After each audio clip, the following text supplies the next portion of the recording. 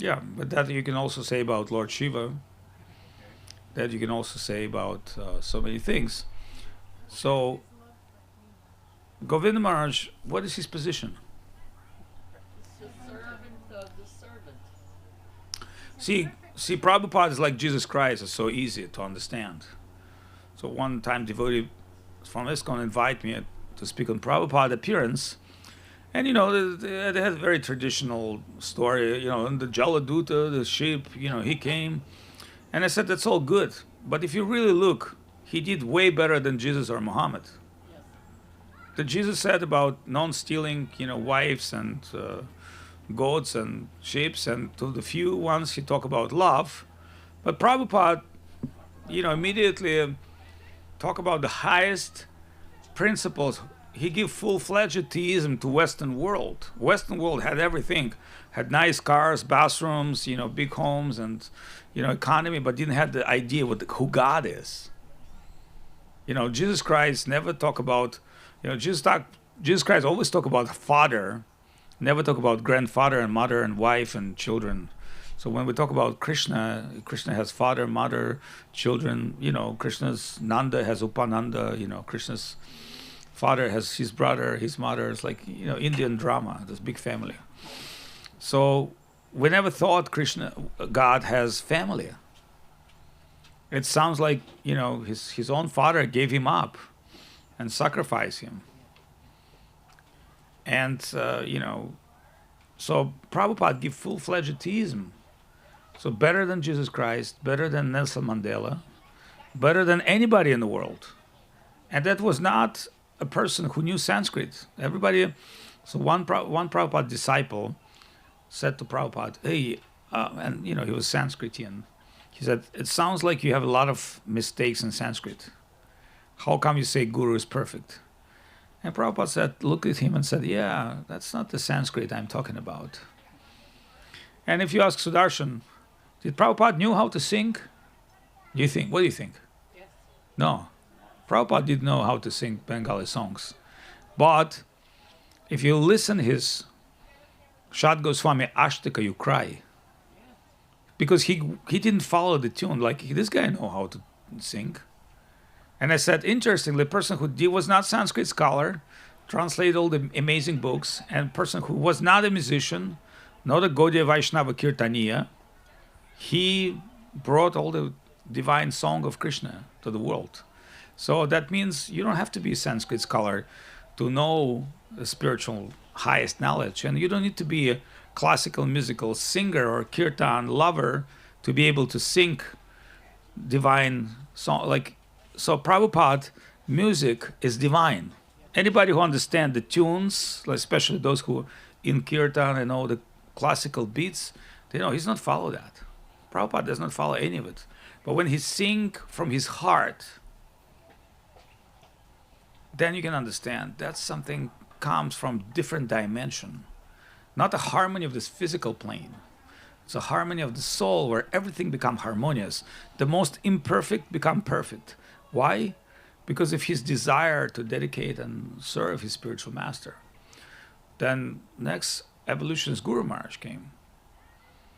Then, we've been talking with Janardhan Maharaj about, people talk about things. But my experience, I meet many devotees, senior devotees, and, Prabhupada disciples, but they don't get it, Mahaprabhu, in that way that Guru Maharaj explained. And because, see, everybody talks about Krishna, but Krishna is not, remember, Krishna is not giving devotion. Krishna is receiving devotion. Why that on altar, we have Mahaprabhu and Radharani? So maybe not that many people knows, but at the time of Goswamis, those deities were discovered by Goswamis. There was no Shaktis there. There was only Krishna statues made by Vrajanabha, the grandson of Krishna. Eventually, as amazingly, Janavi Devi, the wife of Nityananda Prabhu, she established all the female deities. That's why they all made from copper. Ashtadhatu. The original pictures of Krishna that Goswami worship was without Radharani, and somebody say, why? Obviously because the Goswamis were gopis. Do you understand? They had that ability to worship Krishna. But when Jadavi Devi came, she said, it's the time to establish the Shakti. So she established the Shakti. But when Saraswati Thakur came, next to Radha and Krishna, he established Mahaprabhu.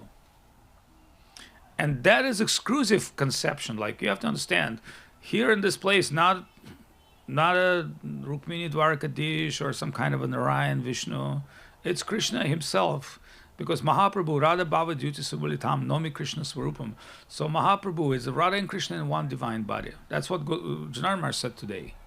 Said, yes, this Mahamantra, actually that's what Mahamantra means, Radha Krishna Mahaprabhu. Radha Krishna Vikriti Hladini Shakti Asmat. So that sloka in Chaitanya Charitamrita explain that Vikriti between Radha and Krishna is so deep that sometimes that Radha and Krishna combine in one lover and become golden Mahaprabhu, and nobody knows what is ahead of time, Radha and Krishna or Mahaprabhu. Nobody knows, sunset or sunrise, moon or sun. So, and that is the tattva, the truth of Pancha Tattva, the truth of highest possible ontological truth that has been ever expressed in the time of Vedic times and the history of Vedas. So you all know about Veda Vyas, and there was Vyasa Purnima 2 days back. And in Linga Purana and other Puranas, there's a description of 28 Veda Vyasas. And this 28 Veda Vyasas comes in different Manvantaras. And interestingly, you know, first Veda Vyas, anybody knows about first one? Brahma. Why? He's giving the mantram and the Vedam. And another Veda Vyas, quite interestingly, is Vasishta Rishi. Because he's the guru of Ramachandra. He preached to the kings. So he's establishing the dharma for the kings, like what would be the proper leadership to lead society and spiritual life. But there's another Veda Vyas, Parashara. I mean, I'm just mentioning few amongst 28. So Parashara Rishi is the father of Veda Vyas, who's giving cosmology, Parashara Hora Shastra. So he's speaking about divine cosmology and leading that divine cosmology. Because see, if you would not know Krishna consciousness, you probably would believe that astrologer is the guy to tell you the guidance. Why? Because if somebody knows chat very well, he can say everything within your chat. Then your normal question would be, where's my freedom? If everything decided by the destiny, why am I supposed to even do something? But Parashara explained, yes, everything within your chart until you become a devotee. Your movement towards God that's where your freedom begins. So Bilmavangal Thakur's story, or that person's story, yeah, everything is there. Ajamil, your failure and your success within your chart. But it is depending on your inner soul. The only freedom that soul has. Remember, you're playing a scenario. You're playing a particular character. And you don't even know how you're playing. So one time I was traveling with one of my friends, Hollywood director, into Rajasthan, and we met Brigu Shastri. Anybody knows who Brigu Shastri is? All right, the Brigu Shastri will make you do certain things, put your finger in the mandala, and then he'd give you your phone number. He'll tell you, write down this number. This number is in your number in the universe. And he will open the palm leaves and he read the book of your life. So, and he will start reading the book of your life from the things that you're hiding. Because everybody hiding some things. How many marriages you had? One. Well, it's actually been 3, but 1 is legal. All right, that's how he's going to tell you things that you don't want everybody to know. And the reason he does it, that you understand, none of bullshit. And he reads your life book. So, and you've read it. So I was with one film director, a very famous film director, live in LA, but he's been famous in Russia as well. He did the Mongol film and other films. And his son was a very famous actor in Russia. He died. His son was also a movie director, and he died in mountains. And that man reading his life story, and then he's telling, are your son alive or not? He said, no, he died. Oh, he said, oh, you're going to have another child. And that guy was in 70s. But more than, he said, do you know why your son died? Obviously, this person said, no, I don't. He was shocked. He said, in previous life, you killed the calf of a cow. So in this life, you lost your child. That's the karma. And he's like, what should I do? I said, take care of cows. You should go to Vrindavan, take care of cows. And that's interesting, Liz. So that means everything is within, not only with one life you have. Everything in the book of karma is written life after life. So, and he told me certain things. And I said, yeah, that's true. And then I had to think. See, because sometimes Krishna answers something after 1 year, after 10 years. May not, some of my inner questions may not answered. Some people don't have inner questions. Some people do. So I thought, how come there's a book of every living entity life? And after some time, it revealed to me why. Anybody wants to share it? Do you know why all your life in the book? Anybody wants to know that, or are we past that stage? We have to start giving a little something, your attention. Well, remember, this material world is digital gameplay. And in this gameplay, there are many different characters, like the drama queen. Anybody knows the drama queen? But, change a little bit, sorry, hairstyle, a bit different drama queen. But in this characters, like there's like American Dream or like Complete Loser. There's like, it's a very much similarity of people's life model. It's like if you really study the rules of drama or storytelling, it's not that many things, the journey of the hero, this and that. But if you change a little bit time, environment, the city, it's become something different. But pretty much life is the same. So as you understand, like for instance, body, there's a particular body type, Kapha, Pitta, Vata. So it's like, in Ayurveda they tell you everybody is same set but different. But you'll find like there's three moods of material, but everything is same, but in different persons it's applied different way. So you pretty much have a very classical life story that repeats after and after and after, because you're going to the role model, you're accepting physical body, physical identity, you start playing this thing, you start playing the character, and end of life, what is important is not what you play, is what you get from the play. So that's why in this book is pretty much characters of life. There's pretty much life journeys.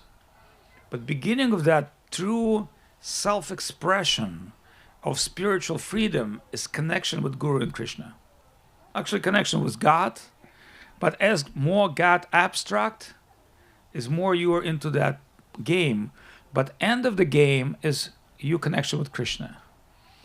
And if you really look at the history of Bimalangal Thakur or that person or another person, Jada Bharat, this Bharat, that devotee, you can understand it's all lead into how deeply you connect with Krishna consciousness and what's your inner perception of reality.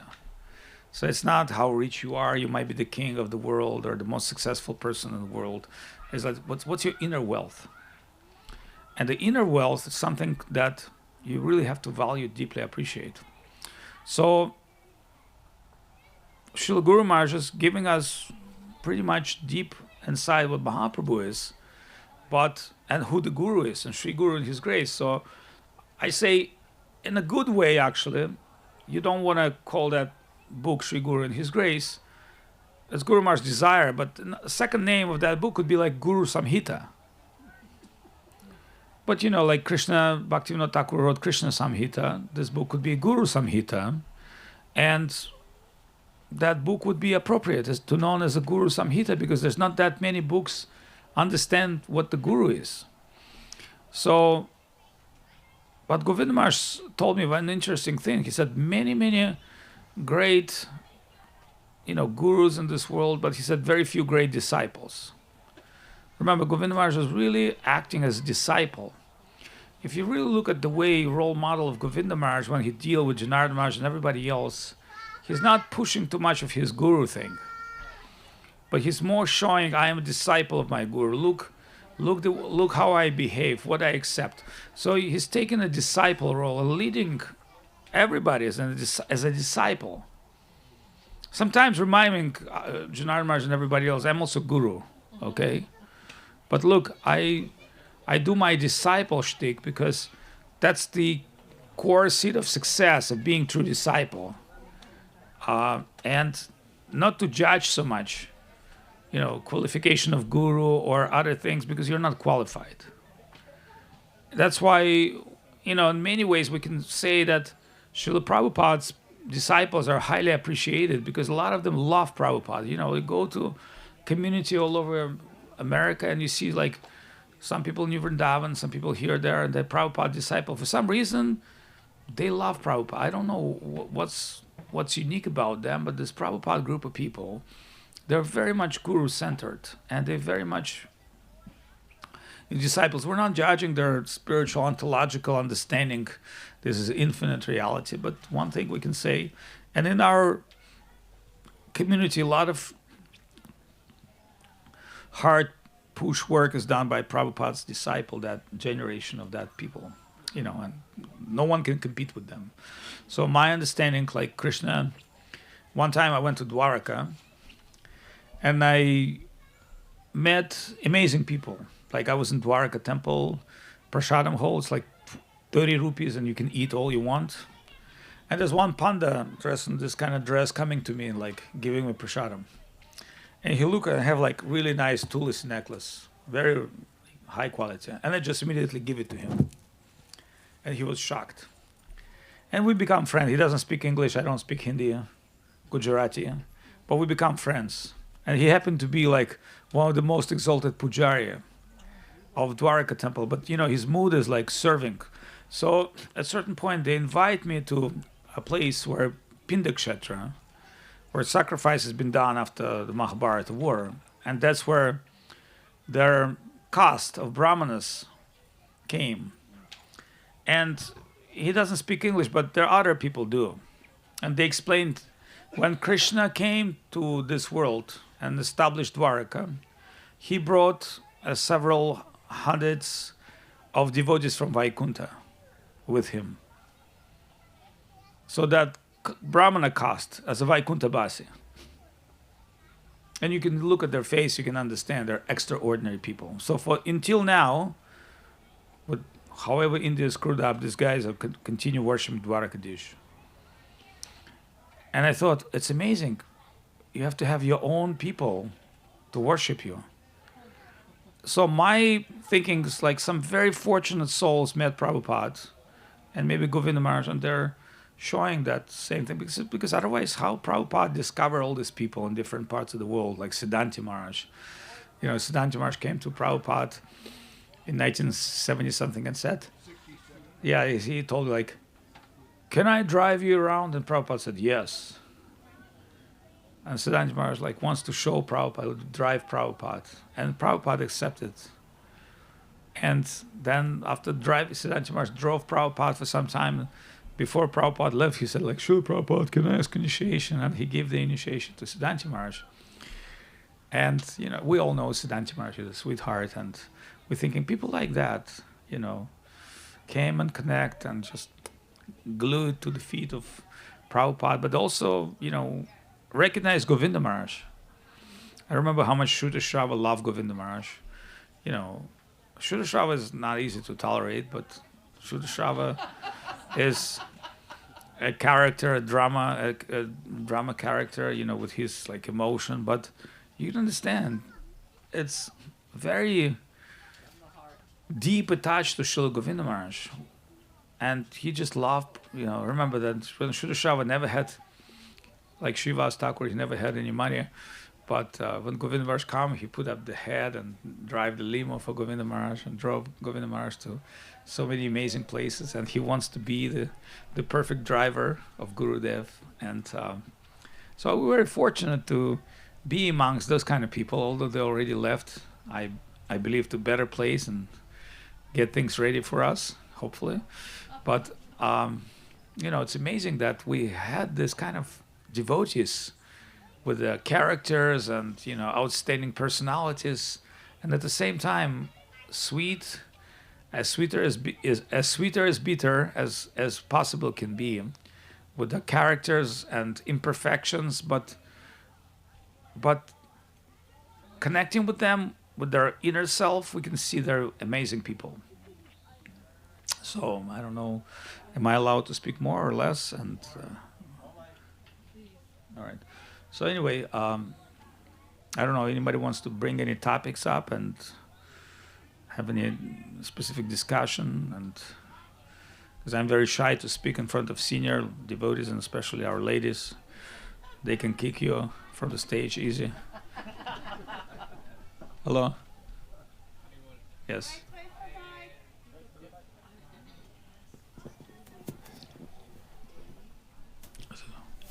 You're talking about the deities that worship in the time of uh, Krishna. What about like the deities in the altar of in Gopal's time? You know something about it? Or a book that says something about it? Which time? Which? Like Gopal, Mother Yasoda. Oh, okay. Yeah. Yes. The main deities that we have in Vrindavan been established by Vajranabha, the grandson of Krishna, who was a king of Vajranabha. And he loved his grandfather, Krishna, so much. He was a great Vaishnava, great devotee. And out of his greed, he commissioned several deities that were established in different parts of Raja. And mysteriously, these deities disappeared. And one of the important deities like Govindaji and Srinathji been discovered by different devotees. Like Srinathji was discovered by Madhavendra Puri, coming to Govinda Kund and having a deep stage of meditation and fasting. And Krishna himself came with a jar of milk and gave it to him. And then in a dream, he revealed his divine position. And he said, you go to the bushes. I'm waiting for you for thousands of years. And that prediction is in Garga Samhita.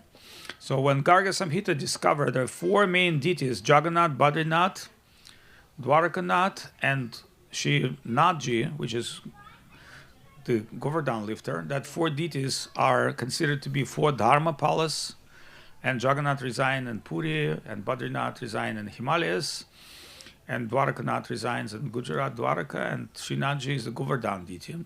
Now it's in Nathdwara in Rajasthan, one of the beautiful little expansion of Vrindavan. It's been taken there by Vallabhacharya descendants, including his son and grandson Vitalanath. There's also that place, Samadhi of Mirabai. Interesting, it's not in Vrindavan, it's in that place because she was obsessed with Krishna, not Radharani. And that beautiful deity of Srinathji with the holding Govardhan hill, without Radharani, is worshipped there. So in our line, the Govindaji been discovered by Rupa Goswami, and this cow would come to the hill and leak her milk to the hole. And then Rupa Goswami opened that hole. He discovered the beautiful deity of Govindaji, and Madhu Pandit discovered Gopinathji.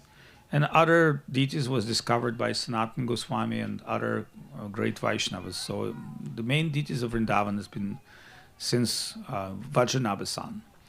The Navadvip has different story because there are three type of deities have been established in Mahaprabhu time. One is Vishnupriya Mahaprabhu Dameshwar, who stands like this in a mudra of surrender. That's the most important deity of Mahaprabhu in his time and his life, by his wife and Vishwakarma. Second deity is Ambika Kalna, Dvijavaninath, Gornitai. That deity run and to jump in Hridoy Chaitanya heart. And basically, Dvijavaninath were told by Mahaprabhu, I will stay here in the form of deity. But he said, no. If you're not different than deity, you stay here and let the deity goes. So the deity walk away and that Mahaprabhu stay. So it's considered to be Sakshat himself, Mahaprabhu. So this year we visit this beautiful place in Ambika Kalna, which is actually the riverside from Shantipur. And there is some things written by Mahaprabhu as they claim, and you know, the vessel that Mahaprabhu swim by the boat. They're like interesting. It's interestingly that there are few artifacts in time of Mahaprabhu, but that is the second deity. So Ambika Kalna and Gorgadadhar. Gorgadadhar is Champahati. After Chaitanya Saraswat Mat, when you're going towards Sagar place and Vidyanagar, that you'll be finding deities of Gorgadadhar, which actually, interestingly, Gorgadadhar is the Bhaktivinoda Thakur deity as well. So Bhaktivinoda Thakur inner bhajan is Gaur and Gadadhar. Why? Because in the plane you always have two pilots. Remember, Krishna is Radha Bhavaduti Subulitam Nomi Krishna Swarupam Mahaprabhu is Radha and Krishna, and Radharani is giving heart to Krishna. So Radharani, she's a very experienced pilot. And the form of Gadadhar Pandit, she makes sure that he's not going to blow it. So when Krishna taken bhav of Radharani, he's going crazy, then Gadadhar Pandit has to be near and controlling. That's why Gadadhar is chanting the Bhagavad slokas. And only by the Bhagavad slokas of Gadadhar Pandit, because he's Radharani, he knows how to stimulate his loving heart. So this is a very deep idea, and where Bhaktivinoda Thakur started his worship, he worshipped Gaur Gadadhar. At that time, that Gaur Gadadhar original one was in the hands of some traditional devotees.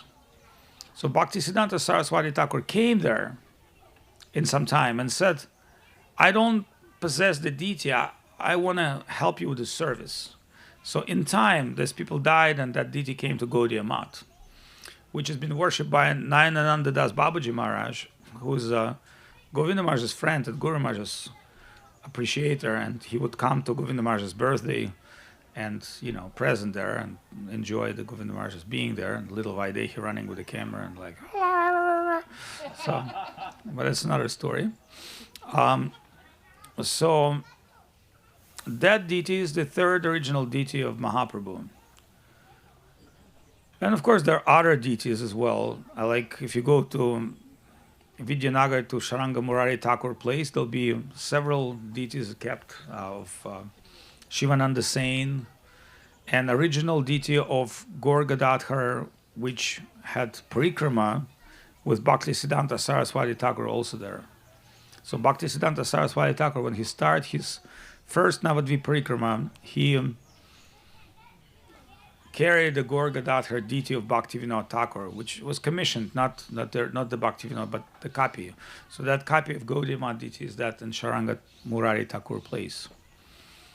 And at a certain point I thought, well, you have too many nice deities, give us some. And this person told, yeah, if Krishna wants, he come to you. Then I thought, yeah, it's just my jealous heart. I cannot offer anything to that deity. If I would offer a temple, yeah, he would come. But then I thought, well, we have Chaitanya Saraswat Mat, we can't even take care of that one. So that was a thing. So later, Janav Devi came and she established the Shaktis, the female positions, and that's the story. And of course, many deities were in Puri, like Gopinath and other ones.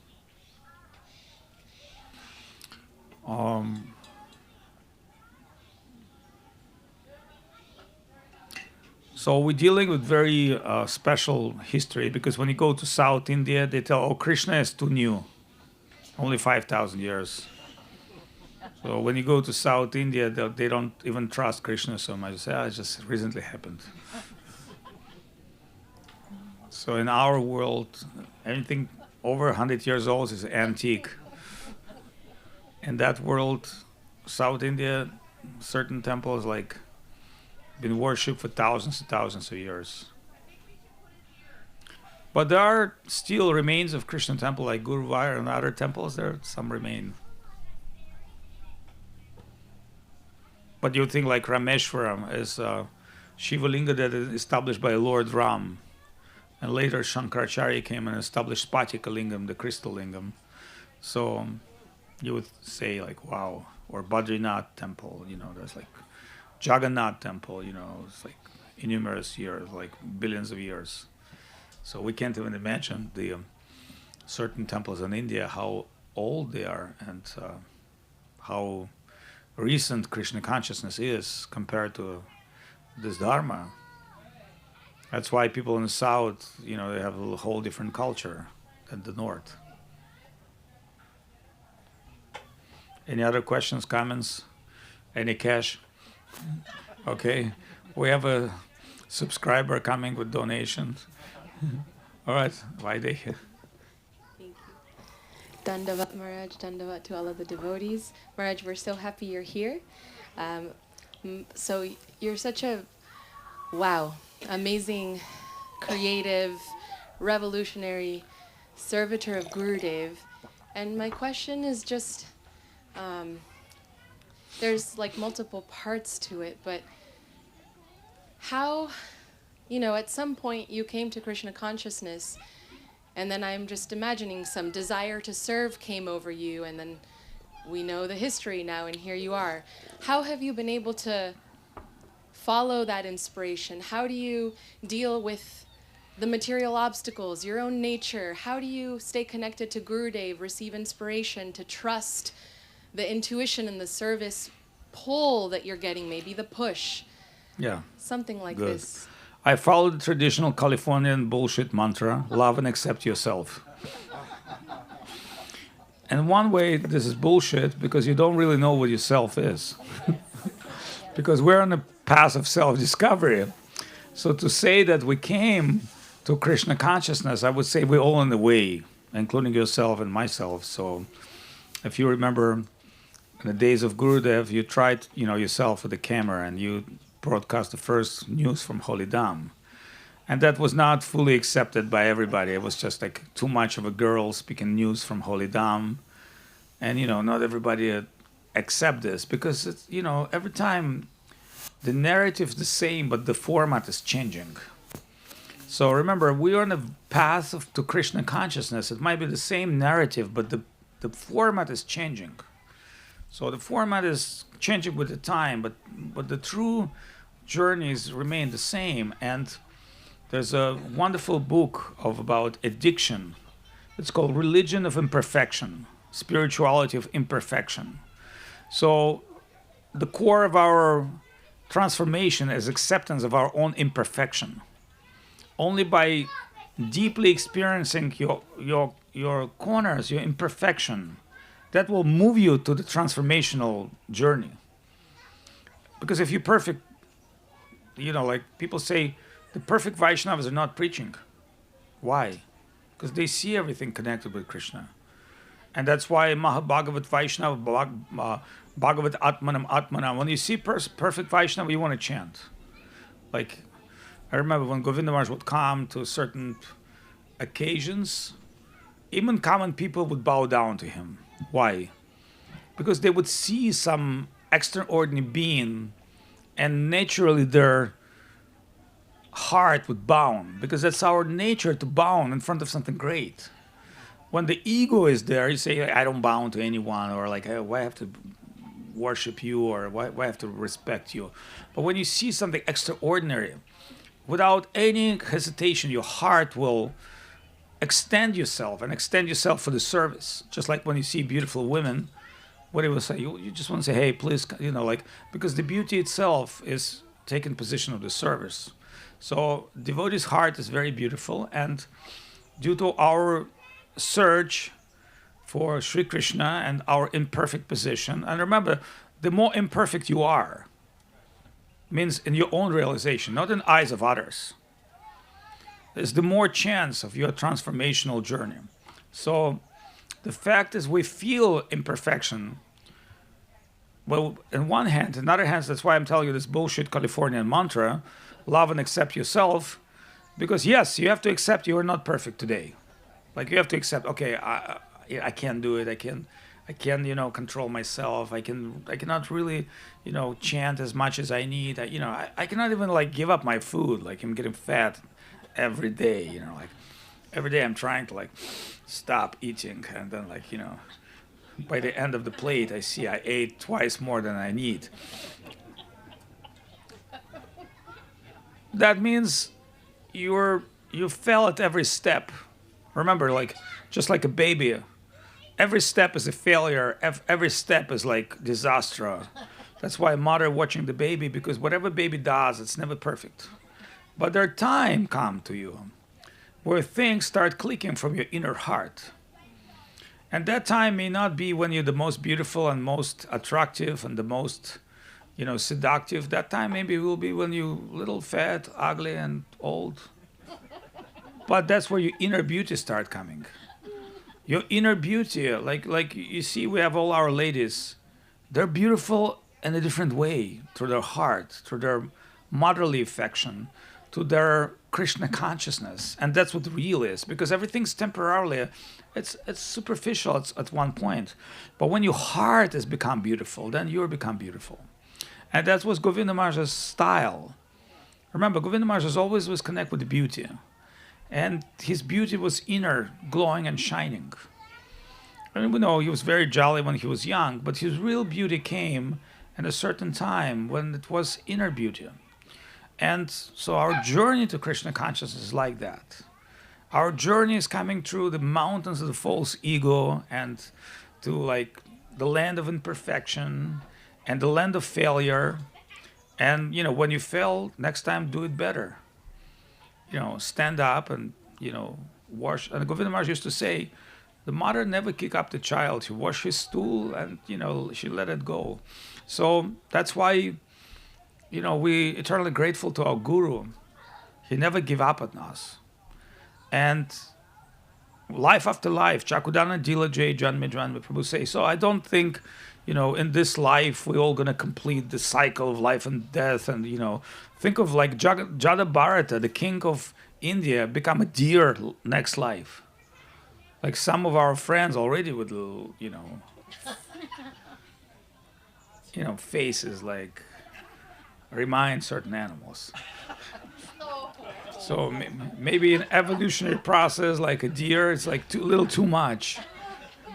At least we know deers are, by their nature, they're vegetarians, they're non-violent, So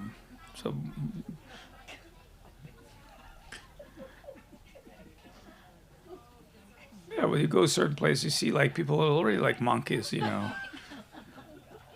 And monkeys like hippies, they have free love, they have like so much, bananas, and they live in Vrindavan, and like they do whatever they want.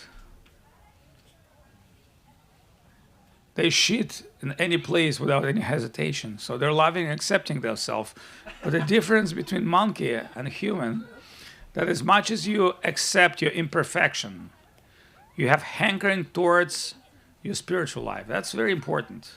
Because remember, you can't just say, oh, I'm the way I am, like this, It doesn't work. So you have to have that balance in your subconscious, self-discrimination. And at the same time, fallen soul, but, you don't like it. Somebody tell you, hey, can you help in the kitchen? Oh, I'm fallen soul. What about cure? No, I'm really fallen soul. Would you like some prasadam? Of course.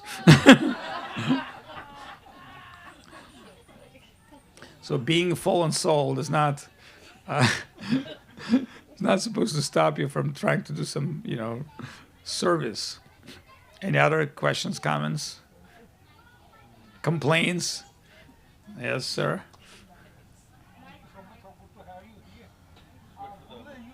Wait for the mic, please. I'm just having one. Danda Sripa Avadhut Maharaj. Yeah, Gurudev. Yeah, I was lucky, had some opportunity to serve Gurudev and at your association. So I heard Gurudev stressed on Vaishnava Seva. So could you explain a little bit that? I try to do that, but Yes, your great fortune. According to Madhvacharya and other acharyas, one will not ever get direct mercy of Krishna until he fulfilled satisfied Vaishnavas. Krishna say, Yemi Bhakta Jana Partha, I don't believe Hare Krishna. Mag Bhakta Paramam Bhakta. This is the commentary of Bhaktisiddhanta Saraswati Thakur and Chaitanya Bhagavat, the very first cantor. Saraswati Thakur explained these things. And he's commenting this famous sloka, Aradhanam Sarvisham Vishnu Aradhanam Param, where Shiva, speaking with his beloved Parvati, and she tell him, so what is the highest worship? And Shiva say, Aradhanam Sarvisham Vishnu Aradhanam Param, the most exalted worship of Vishnu. But then Parvati said, but I don't worship Vishnu, I worship you as my husband. And he said, Pasmat Taram Taram Devi Tadiyanam Samarchanam. One who worships somebody who dear to Vishnu is more fortunate. In other words, the worship of devotee, this is a Saraswati Thakur explanation. He say, the worship of devotee is considered to be supreme by Krishna. And that's why Navyatam Vaishnavam Shambhu, we accept Shiva as one of the greatest devotees, not as a divinity God representation. We know he is divinity representation of God. But for Gaudiyas, the Shiva is one of the best devotees of Krishna, as Balaram, and everybody else, and Radharani. So we have different take on ontology, how to understand this. That's why the worship of Vaishnavas are considered to be one of the eternal principles of Vaishnava Dharma. And not only it's accepted by all the acharyas, it's actually core of entrance into Krishna consciousness. Otherwise, why God has to deal with you? So one time I was asked Govinda Maharaj, who is this Vasudeva Dat? And Govinda Maharaj looked at me, he said, you don't know the promise of Vasudeva Datta? I said, I'm sorry, Gurudev, I maybe missed something in the book. And he told me, Vasudeva Datta was the core of liberation of the whole universe. I say, well, we thought Mahaprabhu is the core.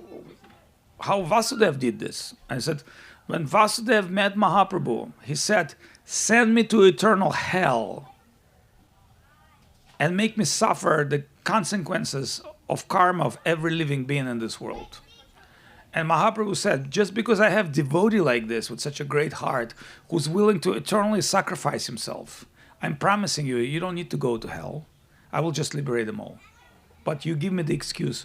Why? Because Krishna create law. To break law, he need an excuse.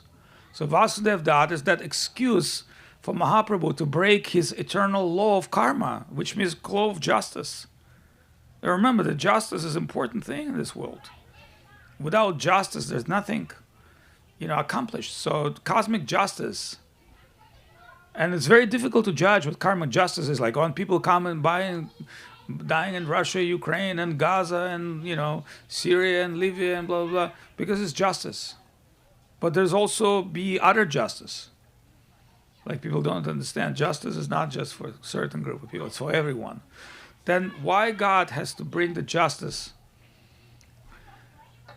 and replace the justice with mercy? So he need an excuse, and that's his devotee. Prayer of his devotees of Vasudeva Datta making Mahaprabhu, deciding and proclaiming that I will liberate all universe.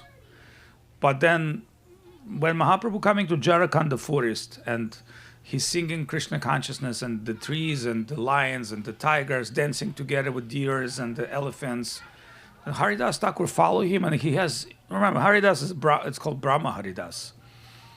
So you see an incredible vision. And he's telling to Mahaprabhu, you are really liberating the whole world. Then Mahaprabhu smiling and say, then why these trees and why these animals and insects are still alive? And Haridas is giving deeper insight. He's telling, because other living entities entering that body. Remember, in my body there's worms and germs and microbes, like there's billions of beings in my body besides me. And I'm the supreme Atma. So in Mahabharata, Tatraya, Nirvaya, Madhvacharya sometimes explain how the Avesh work in some divine personalities. Like, for instance, we know Nyasi Maharaj and Sri Lekha, and their son is Sudarshan, and his son is this, and his grandson is this. So we can say, okay, his grandson has Avesha, father, mother, brother, sister, in one new personality.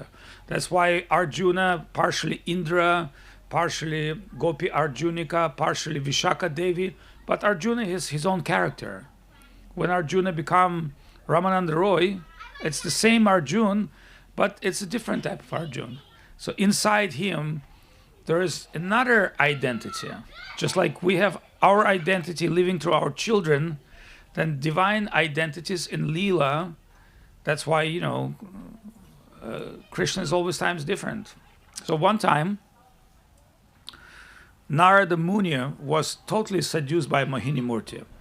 Remember the time of churning ocean, Vishnu had to take form, seductive form, to like bewilder the demons and gods.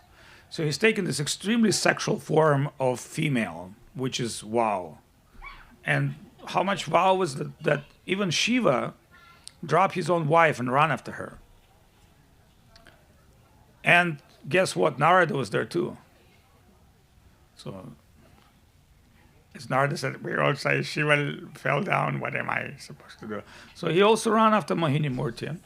And when Mohini Murti is moving in a mystical way. She's appeared here and there. So Narada is chasing. And remember, Narada is sannyasi. He's a brahmachari. And he's chasing women. And finally,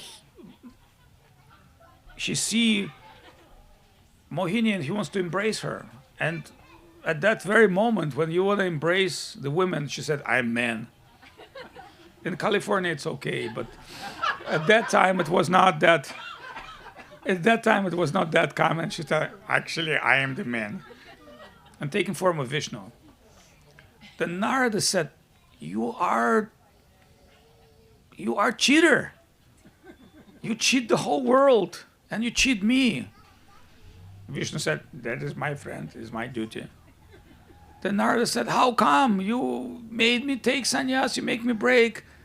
He said, that is a little bit, the way we do things. Then he said, I want to curse you. I want to curse you because you don't understand us humans. We hankering desire of relationship in core of our heart.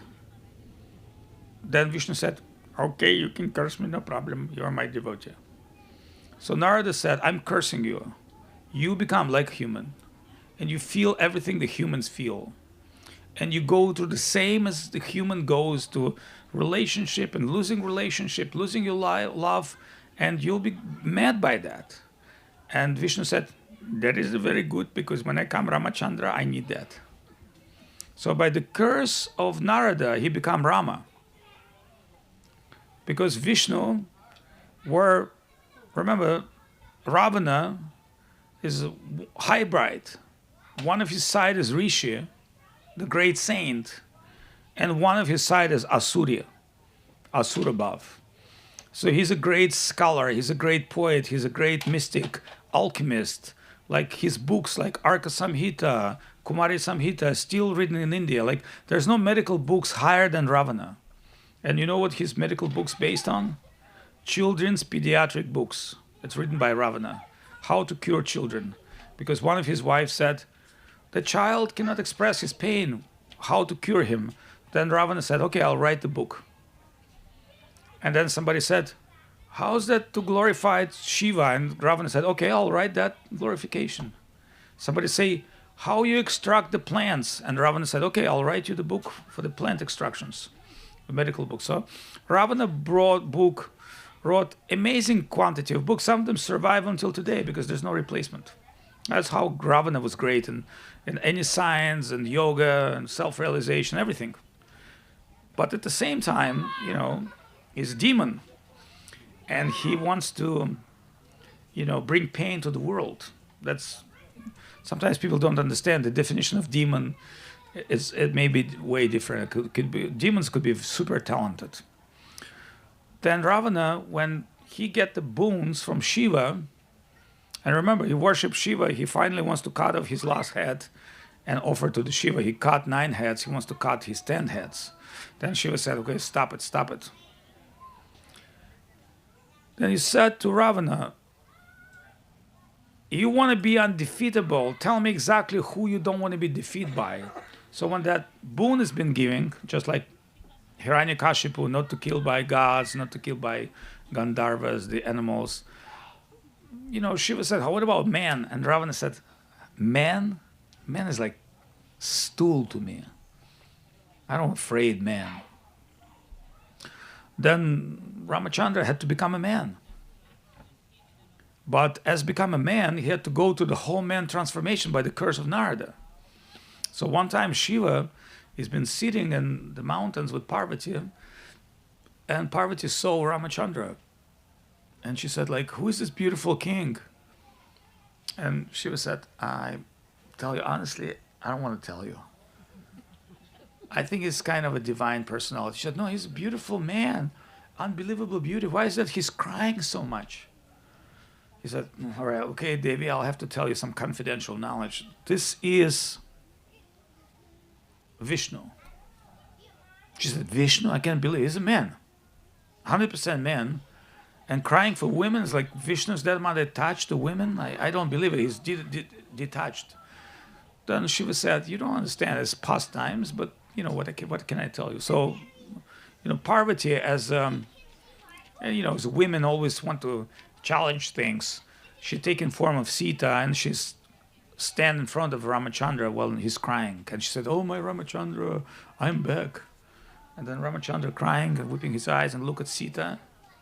And he said, oh, Mother Parvati, why are you here? Why you take form of my wife? You have Shiva. And Parvati was so much confused, and she started crying. She said, forgive me, forgive me. Forgive me, I could not understand that you're Vishnu. I thought you were just a common man. And I could not recognize you. So they had very confidential exchange with her. And he said to her, I'm giving you blessing. Next time, when I come to my next pastime, I will be Golden Gauranga Mahaprabhu. And your husband will be Advaita Acharya. Your name will be Sita Thakuranya from that moment. That's why you're Sita. You will keep the name to the memory, but you will be the first person who will be able to recognize me. So when Chaitanya Charitamrita, beginning the Advaita and Sita coming, and Sita Thakuranya with Advaita, they recognize, yes, he is he's Vishnu. And of course, because her husband, he understands who Vishnu is. So think of this, how deeply all these pastimes connected, where this begin billions of years in one place, and going to another place, and that, you know, this place, this comes from Shiva Purana, this comes from this place, that place. So this puzzle is not easy to build. But one thing we can understand, Krishna Lila, Amrita Sara, Sata Sata Satadhara, everything connects, Ram Lila, Krishna Lila, Gaur Lila. But Gaur Lila is the highest expression. The highest expression of drama. It's very humanized drama. The drama of pure love and separation. Mahaprabhu is coming, you know, and taking sannyas and separate his mother and his wife, and he's coming to different places and meet amazing people and sharing with them Krishna consciousness. This is the highest form of God ever being expressing himself, and the most, it's just like complete coming out. As you know, the word coming out means like, I really want to show you who I am. So coming out is Mahaprabhu. And that fortune of ours to be connected with that Mahaprabhu pastimes and to be connected with that form of Krishna consciousness is extraordinary. So just giving you a few clues of different pastimes of Supreme Lord, and understand how everything coming into Gaur Lila, how everything comes to Mahaprabhu, how everything enter Krishna consciousness, and everything connected in a way that's called spiritual conspiracy. Because people told me, oh, you conspiracy theorist. I said, yes, that's true. Because in conspiracy theory, you have to find links with what's going on and the people and things. And you don't follow the external circumstance. They're just triggers to you. You have to understand things behind the screen. So behind this Krishna Lila, Ram Lila, this Lila, that Lila, Mahaprabhu, that's why in a song, Bhaktivinoda Thakur saying, what all this avatar do to the world? If you look at, Kalki kills everybody, Rama kills everybody. Even Krishna through Arjuna had to kill everybody. What Mahaprabhu? Mahaprabhu is not killing anyone. He's healing everyone with the holy name. And his pastime is absolute transformation. Krishna consciousness. That's why his name is Krishna Chaitanya. Remember, Keshava Bharati, his sannyas guru, was from Shankara Sampradaya. And there's a particular way you give the sannyas name. Gurudev would follow that tradition. But he looked at Mahaprabhu and he did not give him proper sannyas name, because he said, Chaitanya, it's a brahmachari name actually. He said, Chaitanya, but you are Krishna Chaitanya. What kind of Chaitanya? Chaitanya consciousness, Krishna Chaitanya. So Shri Krishna Chaitanya Prabhu Nityananda Shri Advaita Gadadhar Shivasari Gaura Bhaktivinoda. So Narada Muni, after cursing Ramachandra, was very disturbed, very disturbed. You know, when he calmed down, he thought, what did I do? What did I do? What did I do? So at one point, he had to go to Vrindavan, to Narada Kunda, and he was told to write Bhakti Shastras. And so he wrote incredible Pancharatra and Narada Pancha Shastras.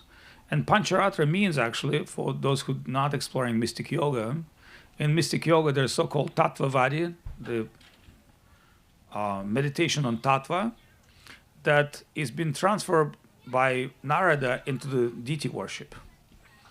Because when we worship deity, fire, ether, all the elements that yogi is mastering with an own body, we're mastering during the arati, and we get even higher benefit because we get do it in front of the Lord, who is the... So that's why it says, in the deity form, Lord comes to most unqualified and most qualified. So both. Like you can see the deity, and even if you're not qualified, you'll get benefit. And that's why arati is important, because it's a part of deep, spiritual program, which we don't even fully appreciate.